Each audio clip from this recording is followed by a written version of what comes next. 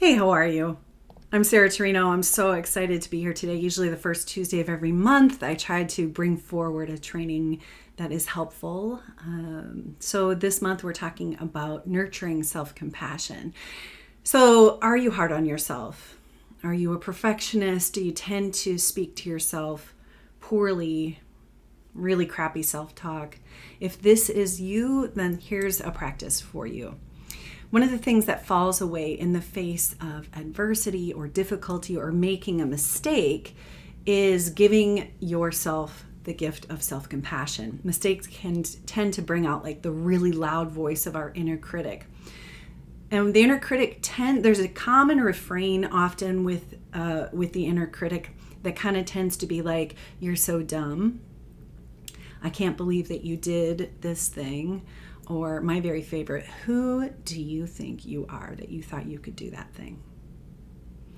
It's really, really difficult when being hard on yourself has become a habit.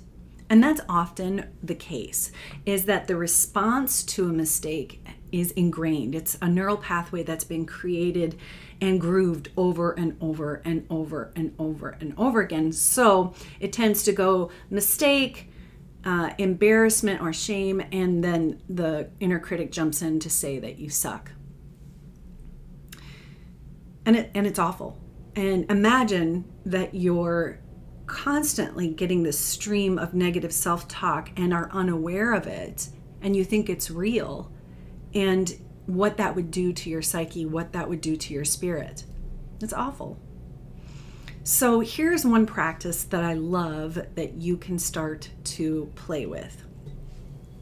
I pulled this from self-compassion researcher Kristin Neff's work and kind of adjusted it to use for myself. That it works well for myself. And the concept is to talk to yourself as you would talk to a friend. I like to start my self-talk with the words, "Hey friend." I kind of imagine that I'm going to put my arm around my own shoulder and pull myself in tight. And what this small, subtle shift in languaging does is it starts your self-talk down a different path. Because the words, "hey friend," can't really be followed by, "hey friend, you suck." Or, "hey friend, you're so dumb," because you would never talk to a friend like that.